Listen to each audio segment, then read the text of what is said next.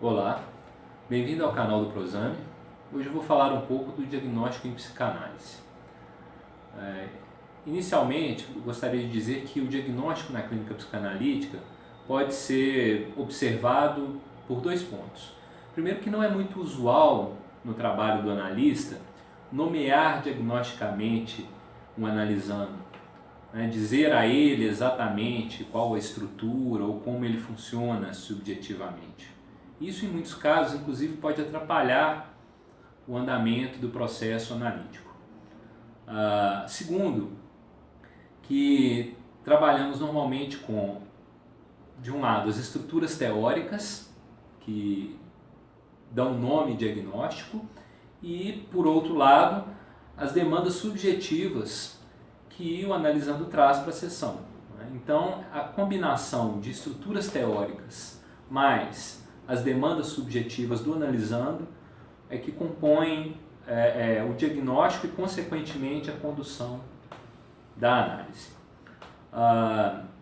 Desde o início da psicanálise com Freud, no caso específico de Freud, já havia um diálogo com a psiquiatria clássica, por exemplo, no que concerne à nomeação diagnóstica. Por exemplo, o termo esquizofrenia, que é usado na psicanálise também, tem origem na psiquiatria clássica. Atualmente, na verdade existiram e existem atualmente variações do que concerne ao diagnóstico. Isso é próprio de um campo tão complexo e vivo como é o campo da saúde mental.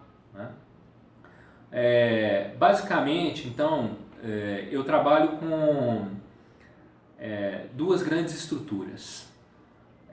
Primeiro, as neuroses, subdivididas em histerias e obsessões, e depois as psicoses, onde encontramos as paranoias, esquizofrenias e a melancolia. Atualmente eu não trabalho com a ideia de perversão como uma estrutura. Eu considero a perversão um traço que pode eventualmente aparecer e se modular em cada sujeito, independente da estrutura, conforme a condição histórica da sua subjetividade, o seu processo, por exemplo, o seu processo de análise. Existe uma relação muito importante entre estruturas e sintomas, e essa relação ela precisa ser bem percebida, caracterizada pelo analista para o bom andamento da análise.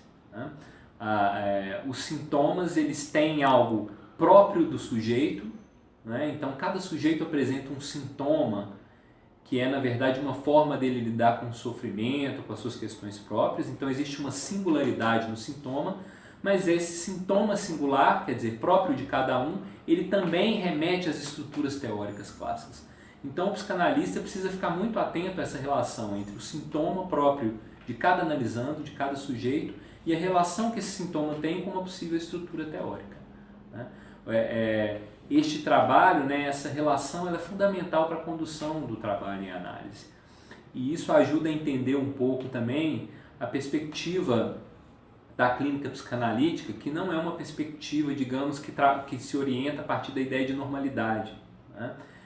Muito ao contrário, a gente tenta em psicanálise ajudar o analisando a viver melhor com o seu sintoma, a conhecer o seu sintoma e viver melhor com ele, diminuindo de repente um sofrimento excessivo, aprendendo mesmo com esse seu sintoma. É por isso que normalmente a gente chama o sintoma de parceiro do sujeito. Bom, eu acho que é isso, espero que vocês tenham gostado e até a próxima.